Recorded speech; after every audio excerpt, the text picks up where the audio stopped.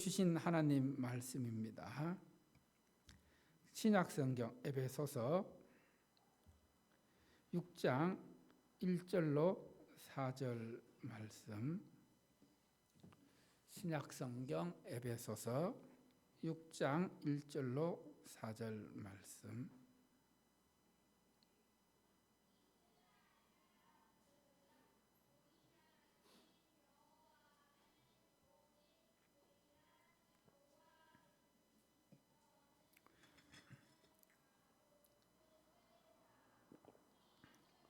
에베소서 6장 1절로 4절 말씀 한 절씩 교독합니다. 1절입니다. 자녀들아, 주 안에서 너희 부모에게 순종하라.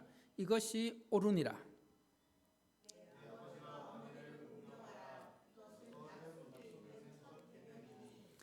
이로써 내가 잘되고 땅에서 장수하리라. 또 아비들아, 너희 자녀를 노엽게 하지 말고 오직 주의 교훈과 훈계로 양육하라. 아멘. 하나님 아버지, 오늘 어버이 주일을 맞이해서 또 하나님 허락하신 말씀을 선포합니다. 이 말씀을 통해 하나님의 음성 듣고 또 이 하나님의 말씀을 마음에 새기고 우리 삶에 순종하는 삶을 살아갈 수 있도록 인도하여 주시옵소서. 이 모든 말씀 예수님 이름으로 기도드립니다. 아멘. 가정의 달 영상 하나 보고 말씀 전하도록 하겠습니다.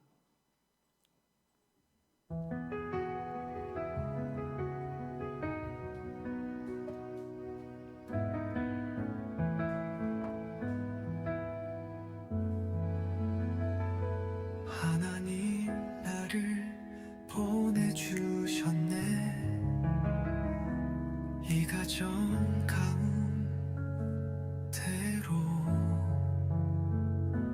바쁜 하루에 무심했던 말들, 지친 얼굴 외면한 순간들, 사랑한다 힘드셨죠. 그 한마디 왜 그리 어려웠는지, 나를 통해 이들을 끝까지 안아주게 하셨죠. 주님처럼 들어주고 주님처럼 품어줄게요.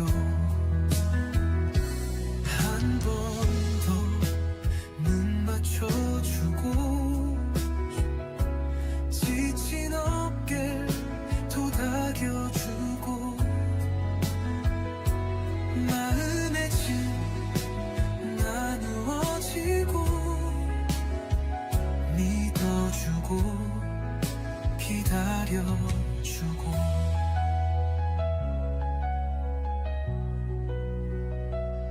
저의 사랑 부족하여도 주의 사랑 충분하시니, 나를 통해 이들을 위해 한숨 대신 기도하게 하셨네. 주님처럼 울고 주님처럼 놓지 않으며 당신이 아니면 누가 내 모습 그대로 사랑해줄까요? 나를 가장 잘 알면서 이해해줄까요? 주님의 그 사랑으로, 주님의 그 사랑으로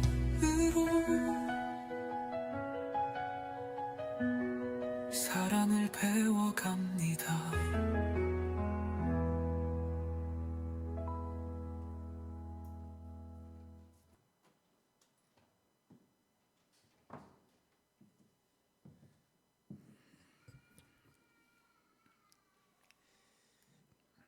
탈무드는 가정에 대해서 이렇게 말하고 있습니다. 가정은 사람이 사람답게 살아갈 수 있는 방법을 가르치는 최초의 교육기관이라고 말하고 있습니다.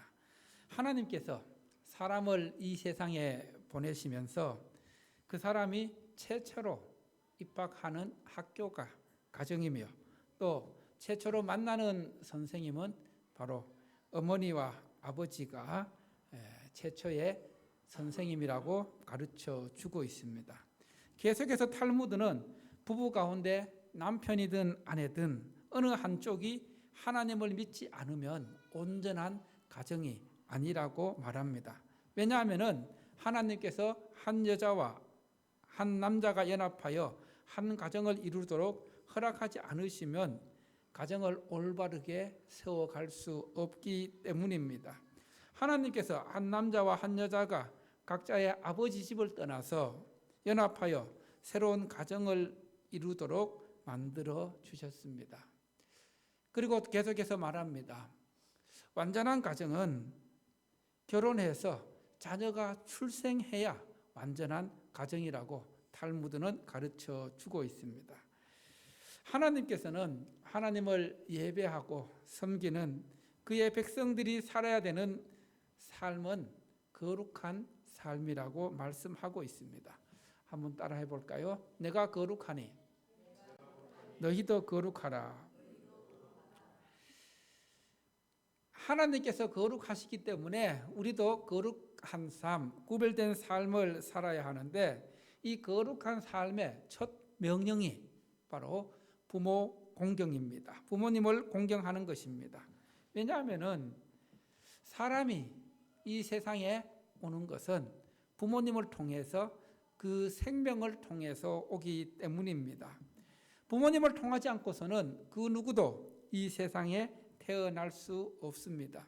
그래서 자식 없는 부모는 있을 수 있지만은 부모 없는 자식은 있을 수 없다는 말이 있습니다. 오늘은 어버이 주일입니다. 어버이 주일을 맞으면서 또 지난 주간에 어버이날도 있었는데 몇 년 전에 서울여대 사랑의 엽서 공모전에 대상을 받은 작품이 오늘날 우리가 생각하고 있는 부모의 모습을 그려주고 있는 것 같습니다. 그 내용을 잠깐 소개하면 이렇습니다. 나에게 티끌 하나 주지 않은 거린들이 내게 손을 내밀 때면 불쌍하다고 생각했습니다. 그러나 나에게 전부를 준 어머니가 불쌍하다고 생각해 본 적은 없습니다. 나한테 밥 한 번 사준 친구들과 선배들은 고마웠습니다. 답례하고 싶어서 불러냅니다. 그러나 날 위해 밥을 짓고 밤늦게까지 기다리는 어머니께 감사하다고 생각해 본 적은 없습니다. 제대로 존재하지도 않는 드라마 속 배우들 가정사에 그들을 대신해 눈물을 흘렸습니다. 그러나 일상에 지치고 힘든 어머니를 위해 진심으로 눈물을 흘려본 적이 없습니다. 골방에 누워 아파하던 어머니 걱정은 제대로 한 번도 해본 적이 없습니다. 친구와 애인에게는 사소한 잘못 하나에도 미안하다고 사과하고 용서를 구했습니다. 그러나 어머니에게는 잘못은 셀 수 없이 많아도 용서를 구하지 않았습니다. 죄송합니다. 죄송합니다. 이 세상 떠나신 후 이제야 알게 돼서 죄송합니다. 아직도 너무도 많은 것을 알지 못해 죄송합니다. 이런 내용의 글입니다. 우리가 부모의 사랑과 또 헌신적인 수고를 통해서 지금까지 생활해 왔는데 그 부모님에 대해서 성경은 우리에게 어떻게 가르쳐주고 있습니까? 그 부모님의 사랑을 잊지 말고 부모를 공경하라. 부모에게 순종하라. 하나님을 경외하는 사람이라면 당연히 부모를 공경하는 것이 마땅하다고 가르쳐 주고 있습니다. 오늘 본문이 기록된 에베소서는 주님께서 이 땅에 세운 영광스러운 교회에 대해서 그리스도의 몸인 영광스러운 교회에 대해서 가르쳐주고 있는 책입니다. 그래서 그리스도의 몸인 교회 공동체는 따라합시다. 함께 살고 함께 죽고 함께 가는 공동체다. 그 영광스러운 교회 안에 많은 가정들이 속해 있습니다.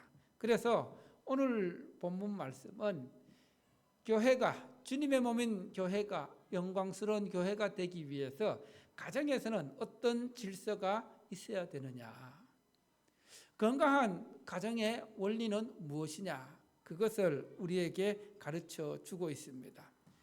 그것이 무엇일까요? 첫 번째로 따라합시다. 부모에게 순종하고 공경하는 것은 하나님의 명령이다. 뭐라고요? 하나님의 명령.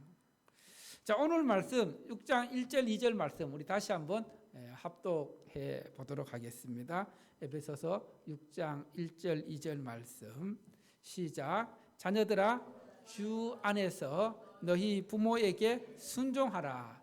이것이 옳으니라. 내 아버지와 어머니를 공경하라. 이것은 약속 있는 첫 계명이니. 자녀가 부모를 순종하는 것, 또 공경하는 것은 일륜입니다. 반대로 일륜에서 벗어나서 패역한 행동을 하는 것을 무엇이라 부르죠? 폐륜이라 부릅니다. 오늘 말씀은 주 안에서 너희 부모에게 순종하라. 주 안에서. 이 주 안에서란 말은 믿음 안에서, 말씀 안에서 순종하라는 말씀입니다.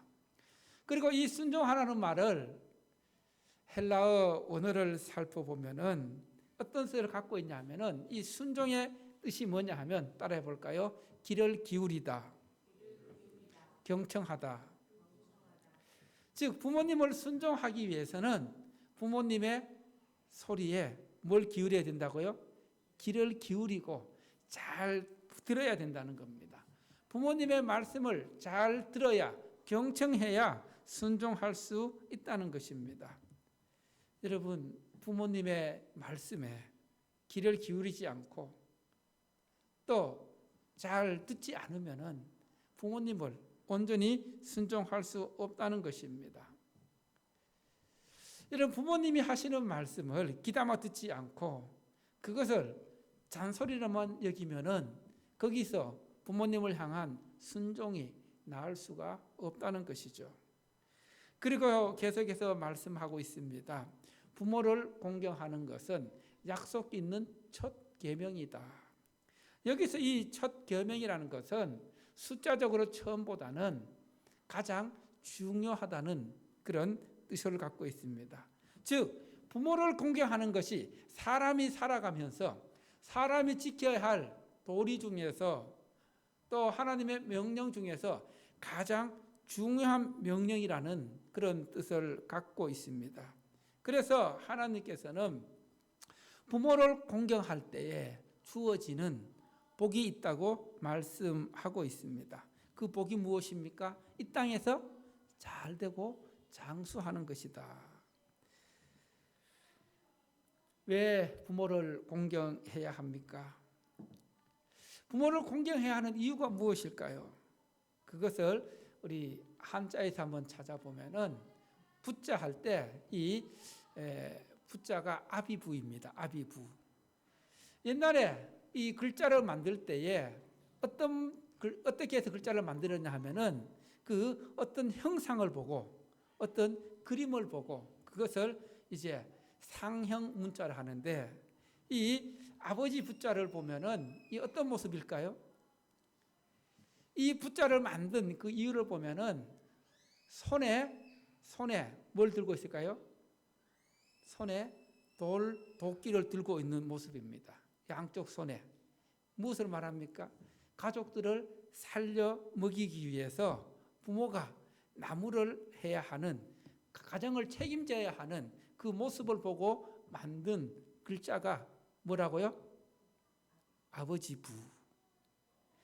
즉, 또 아버지가 가정에서 이 가족들을 위해서 헌신하고 수고하는 그 책임을 다하기 때문에 정말 가족을 먹여 살리기 위해서 애쓰시는 그 아버지의 모습을 우리가 공경해야 된다는 것입니다.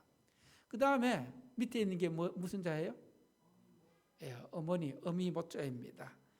이것은 그 여인이 아이가 있는 여인이 그 젖을 물려서 아이를 키우는, 안고 있는 그 모습에서 만들어낸 글자입니다. 즉 자녀를 키울 때에 그 젖을 물려 키우는 그 어머니의 사랑, 이런 것들을 우리가 통해서 부모의 그런 헌신적이고 또 부모님의 사랑을 생각할 수 있다는 것입니다. 그래서 6장 1절에서는 주 안에서 너희 부모에게 순종하라. 2절에서는 내 부모를 공경하라. 순종과 공경을 같이 말씀하고 있는데, 순종이 정신적인 의미를 담고 있다면 공경은 보다 실제적이고 물질적인 의미를 강조하고 있습니다. 즉 부모님의 말씀에 순종하면서 부모님을 공경한다는 것은 말로만 하는 것이 아니라 우리의 행동 또 물질을 포함해서 부모님께 순종해야 된다는 겁니다. 그래서 따라합니다. 공경이 없는 순종은 위선에 불과하다.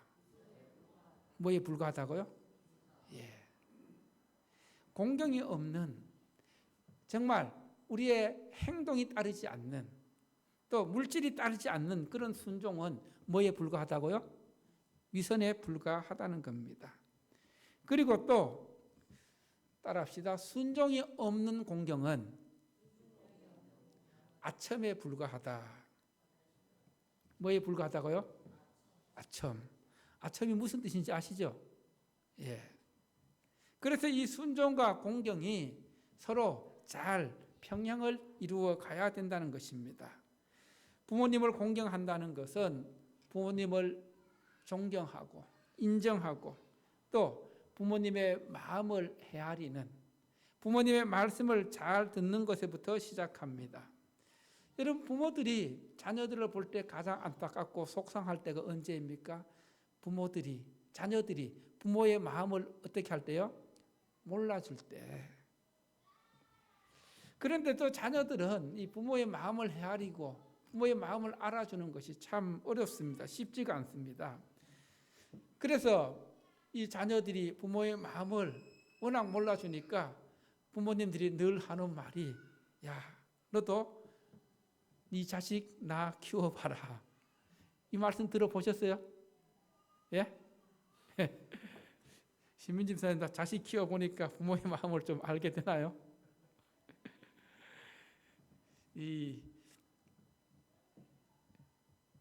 그래서 우리가 부모의 마음을 조금이라도 헤아리고 부모의 마음을 알아주면은 그 부모님들이 참 아무것도 아닌데도 즐거워하고 기뻐하는 모습을 보게 됩니다. 부모님을 공경하라. 이 공경한다는 것은 부모님의 가치를 높이 평가하는 것입니다. 그리고 부모님의 그 사랑과 수고의 경의를 표하는 것입니다. 이렇게 부모님의 그 가치를 높이고 또 경의를 표할 때에, 이렇게 부모를 공경할 때에 하나님께서는 우리에게 분명하게 말씀하고 있습니다. 10계명, 5계명을 통해서 이렇게 말씀하고 있습니다. 내 부모를 공경하라. 그리하면 여호와가 내게 준 땅에서 내 생명이 길리라. 여러분, 부모님을 공경하면은 하나님께서 주시는 복이 있습니다. 은혜가 있습니다. 제 친구 중에 아마 우리 교회도 몇 번 나오셨는 양주에 계시는 집사님이신데, 그 친구가 결혼해서 어머님을 늘 모시고 살았습니다. 몇 년 전에 돌아가셨는데 그 친구가 늘 저를 만나면 하는 말이 있습니다. 박 목사님, 제가 어머님을 모시면서 하나님으로부터 받은 복이 정말 많습니다. 수없이 헤아릴 수 많은데 어머님이 돌아가시고 나서부터 그런 복이, 그런 은혜가 끊어진 것이 참 안타깝습니다. 이런 말씀을 하더라고요. 여러분, 이스라엘 백성들이 가나안 땅에 들어가서 부모를 공경하는 것이 정말 하나님 주신 땅, 가나안 땅에서 오래 잘 살게 되는 원리라고 말씀하고 있습니다.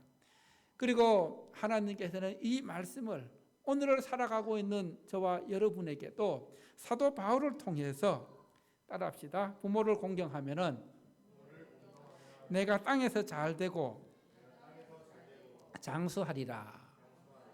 할렐루야. 부모를 공경하면은, 부모를 잘 모시면은 하나님께서는 이 땅에서 잘 되게 하십니다. 하나님께서 복을 주십니다. 이것이 약속 있는 첫 계명, 가장 중요한 명령, 계명이라고 말씀하고 있습니다. 여러분, 왜 하나님은 부모님을 공경하라 했는지 아십니까? 눈에 보이는 부모를 공경하지도 않으면서도 눈에 보이지 않는 하나님을 제대로 공경할 수 있을까요? 없을까요? 공경할 수 없습니다. 그래서 내 부모를 공경하라고 했습니다. 그리고 하나님께서는 육신의 부모님을 통해서 하나님의 사랑을 보여주셨고 또 나타내셨습니다.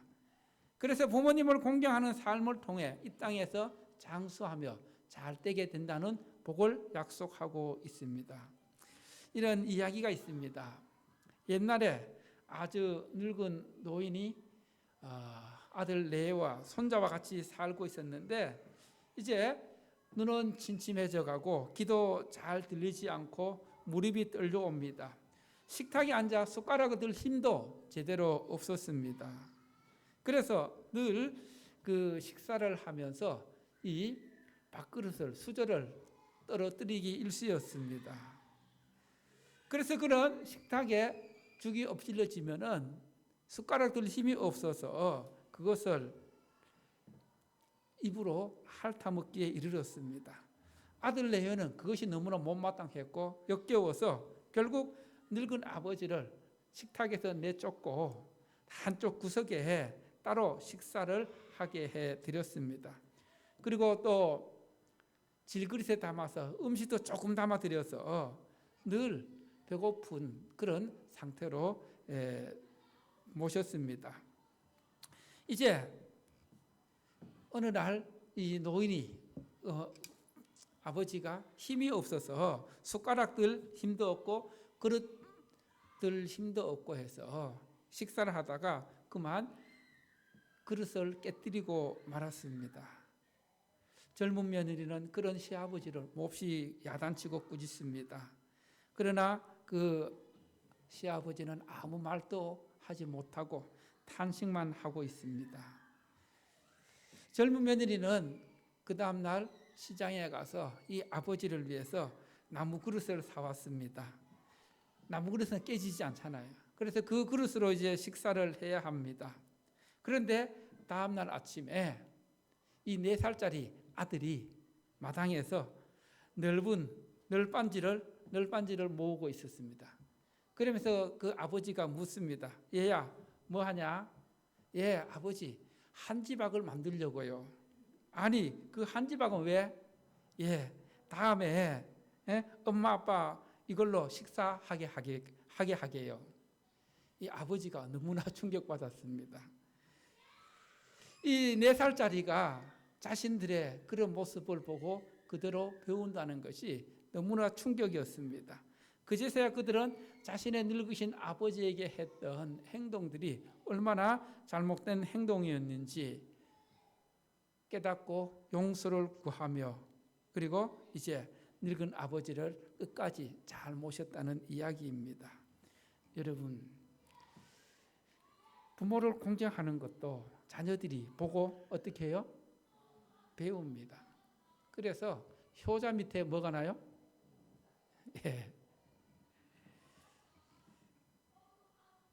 이 부모를 사랑하는 것, 부모를 공경하는 것, 이것은 하나님을 기쁘시게 하는 일입니다. 주님을 기쁘시게 하는 일입니다. 제 말이 아니에요.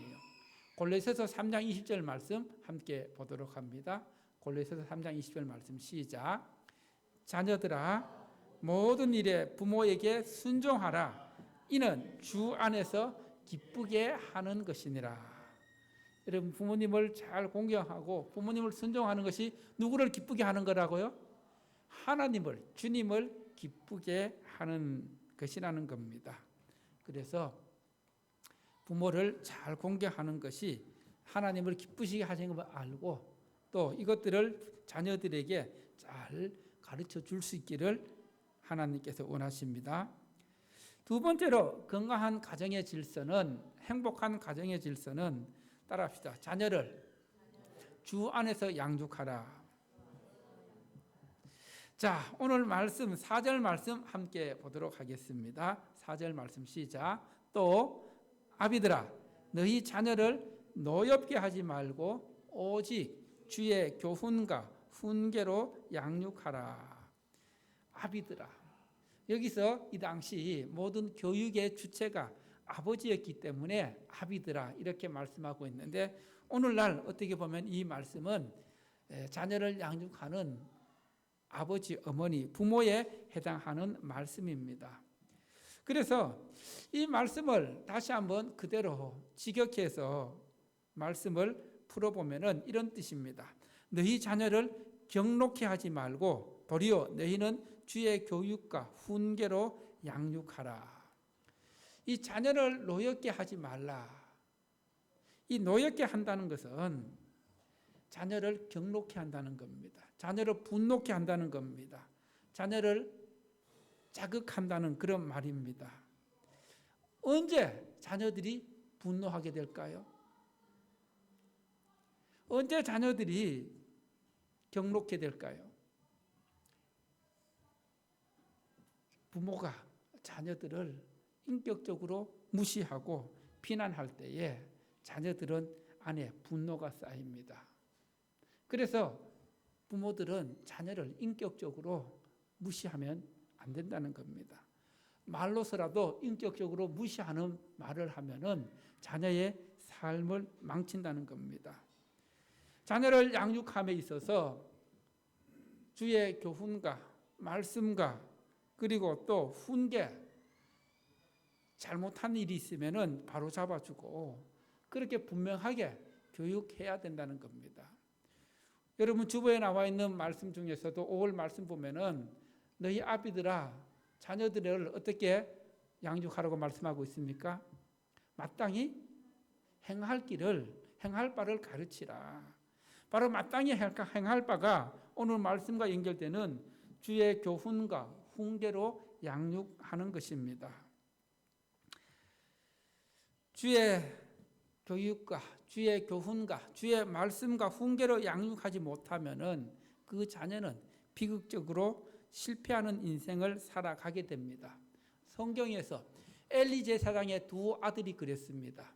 엘리 제사장은 자기의 두 아들을 하나님보다 더 사랑해서 그들이 잘못했을 때도 그 잘못을 바로 잡아주지 않고 그냥 방관했기 때문에 그 집안이 멸망당하는 것을 사무엘 상에서 우리가 볼 수가 있습니다.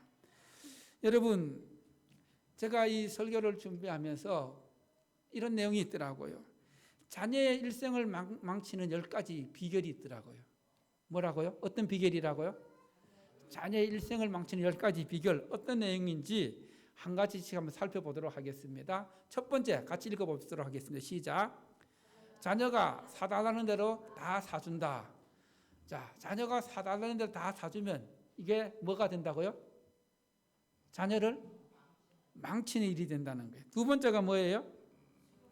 실용성 있는 옷보다는 겉모습에 치중한 옷을 늘 사주고 그것으로 크게 만족한다.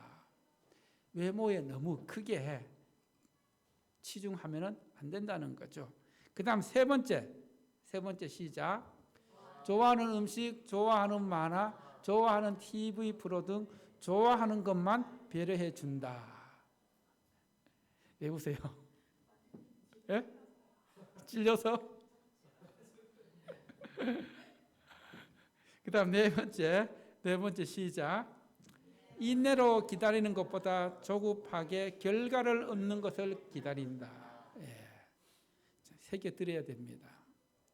다섯 번째, 친구와 싸울 때 자녀 편만 들어주고 친구의 부모를 공격한다. 근데 이게 일상의 모습이에요. 지금 어떻게 보면은 자기 자녀 혼내기보다는 누굴 혼내요? 예, 상대방. 그 다음 여섯 번째가 뭐예요? 여섯 번째 시작. 성실하게 일의 대가를 얻는 것보다 단시일 내에 일확천금을 얻는 방법만 가르친다. 예. 요즘 젊은 세대들 가운데 유행하고 있는 가치관 중에 하나예요. 한방. 주식도 한방. 예. 이렇게 하면 자녀를 어떻게 한다고? 망치는 방법이라는 거예요. 그 다음에 일곱 번째 시작. 이웃을 위해 공부해서 큰 사람이 되는 것보다 사리사욕을 위해 공부해서 큰 사람이 되기를 가르친다. 예.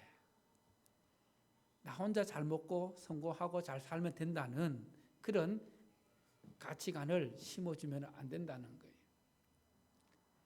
그래서 제가 늘 말씀드리는 한동대 교훈 중에 하나가 뭐예요? 가르쳐서 남주자. 예. 그것이 나도 살고 상대방도 살리는 그런 가치관입니다. 그 다음 여덟 번째 시작. 매를 들지 않고 무조건 감싸준다. 예, 매를 들고. 여러분 성경에서는 매를 어떻게 하고 매를 들라고 할까요? 들지 말라고 할까요? 성경에서 예, 매를 들라고 하고 있습니다. 초달을 해야 자녀가 정신 차린다고. 근데 우리가 조심해야 매를 들 때에 조심해야 될 것은 따라합시다. 감정을 섞으면 안 된다. 예, 이 감정을 섞게 되면 매를 안 드는 게 낫습니다. 무슨 말 이해가 되죠? 예. 그 다음에 아홉 번째 시작. 베풀기보다 소유하는 방법만 가르친다. 예. 이렇게 하면 자녀가 어떻게 된다고요? 예, 망친다. 열 번째 경건한 인생을 위해 고난당하는 삶보다 세속적인 인생을 위해 편하게 사는 삶을 가르친다. 예. 세상 사람들은 편하게 사는 게 좋은 거다. 그렇게 가르치죠. 그러나 성경은 고난당하는 것 속에서 거기에서 또 고난당하는 목적이 있고 의미가 있고 그리고 고난 후에 하나님께서는 영광이 있다는 것을 가르쳐 주고 있습니다. 그리고 우리가 또 자녀를 양육하면서 꼭 기억해야 될 원리가 하나 있습니다. 뭘까요? 따라합시다. 자녀는 내 소유가 아니다. 뭐가 아니라고요? 예. 칼릴 지브란의 예언자라는 책에 이런 내용이 나옵니다. 당신의 자녀들은 여러분의 소유가 아닙니다. 그들은 스스로의 삶의 목표를 지닌 삶의 아들, 딸들입니다. 그들은 당신들을 통해서 이 땅에 왔을 뿐 당신으로부터 오지는 않았습니다. 비록 그들이 여러분과 함께 있다 하더라도 그들이 당신의 소유가 아님을 명심하십시오. 당신은 당신의 자녀와 비슷해지려 노력할 수는 있으나 그들을 당신처럼 만들려고는 노력하지 마십시오. 왜냐하면 인생이란 뒤로 후퇴하는 것도 어제의 시간에 머물러 있는 것도 아니기 때문입니다. 당신이 활이라면 당신의 자녀는 그것에 의지하여 미래로 날아갈 화살입니다. 하나님께서는 영원의 시간 위에 표적을 세우시고 전능하신 힘으로 우리를 쏘아내셨습니다. 하나님께서는 우리를 통해 자녀를 우리 가정에 하나님의 선물로 허락해 주셨습니다. 그래서 이 선물을 우리가 잘 관리하고 잘 양육해야 하는 것이 부모의 사명입니다. 여러분, 자녀가 내 뜻대로 내 계획대로 양육되면 자라가면 얼마나 좋겠습니까? 그러나 그것이 잘 됩니까? 안 됩니까? 잘 되지 않습니다. 내 마음대로 안 되는 것입니다. 그래서 우리 자녀들의 인생이 하나님께 붙잡힌다 되면은 하나님께서 그 자녀들에게 꿈을 주시고 비전을 주시고 또 성령에 붙잡힌가 되면은 하나님께서 그들을 인도해 주십니다. 이제 말씀을 마무리합니다. 오늘 말씀은 어버이 주일을 맞이하면서 부모에게는 자녀를 주 안에서 양육하라. 그리고 또 자녀에게는 부모를 양육하라, 공경하라고 말씀하고 있습니다. 한 시 중에 이런 시가 있습니다. 나무는 고요히 머물고자 하나 바람이 그치지 않고 자식은 봉양하고자 하나 부모님은 기다려 주시지 않네. 한번 흘러가면 쫓아갈 수 없는 것이 세월이요 가시면 다시 볼 수 없는 것은 부모님이시네. 무슨 뜻일까요? 부모님 살아 계실 때 뭐 하라는 거예요? 잘 공양하고 잘 모시고, 이 부모님 살아 계시는 것이 복이고 은혜입니다. 아마 아직 살아 계신 분들은 잘 실감이 안 날 수도 있는데, 우리는 가끔 이런 생각을 합니다. 지금보다 형편이 좀 더 좋아지면은 부모님 자주 찾아뵙고 맛있는 거 사드리고 좀 이렇게 잘 해야 되겠다. 그런데 그 형편이 좋아집니까? 그렇지 않습니다. 그래서 송강정철 선생님은 이렇게 말씀하고 있죠. 한번 보도록 하겠습니다. 같이 읽겠습니다. 시작. 어버이 살았을 때 섬기기 다하여라. 지나간 후면 애답다. 의할이 평생에 고쳐 못할 일이 이뿐인가 하노라. 부모님 돌아가시면은 아무리 좋은 것, 만난 것 사드리고 싶어도 아무 소용이 없다는 것입니다. 오히려 뭐만 남아요? 후회만 남는다는 말입니다. 그리고 또 부모인 우리는 자녀를 양육함에 있어서 내 소유가 아닌 누구의 소유? 하나님의 소유로 생각하고 하나님께서 맡겨주신 선물로 생각하고 그들에게 하나님을 사랑하고 하나님을 예배하는 것을 가르치는, 또 그들이 말씀 안에서 예수님을 인격적으로, 성령님을 인격적으로 만날 수 있도록 도와주는 것이 부모의 역할입니다. 여러분, 자녀를 양육하면서 자녀가 부족하고 못났다고 자꾸 구박하고 말을 함부로 하고 나무라면은 그 자녀는 절대로 성공할 수 없습니다. 왜냐하면 어릴 때부터 비난과 야단만 먹고 자란 아이들은 늘 그 마음속에 뭐가 박혀 있어요? 열등의식이 박혀 있습니다. 비교의식이 박혀 있습니다. 그리고 이 남을 비난하는, 비판하는 그런 의식이 박혀 있어서 사람과의 관계도 쉽게 형성하지 못합니다. 그러나 좀 부족해도 또 나무랄 것이 있어도 인내하면서 따라합시다. 자녀를 향한 칭찬, 격려, 위로가 자녀를 살린다. 자녀를 성공하게 한다. 여러분, 사람이 비난해서 바뀌어지지 않습니다. 여러분, 잔소리로 사람을 바꿀 수 있을까요? 잔소리로 여러분 자녀들을 변화시킬 수 있을까요? 그렇지 않습니다. 사람이 변하는 것은, 따라합시다. 사람이 변하는 것은 격려하고 지지하고 용기를 줄 때 변한다. 여러분, 부족해도 그대로 그것을 인정하고 칭찬하고 또 격려하고 용기를 주면은 그것이 그대로 되어집니다. 그것을 심리학에서는 무슨 효과라고 부를까요? 피그말리온 효과. 정말 그 학교에서 선생님이 한 아이에게 너 진짜 잘한다, 정말 좀 부족하고 못해서 진짜 잘한다고 계속했을 때 이 아이가 어떻게 됐을까요? 진짜 교육의 효과가 뛰어나다는 것, 이것이 심리학적으로 증명되어서 피그말리온 효과라고 그렇게 부르고 있습니다.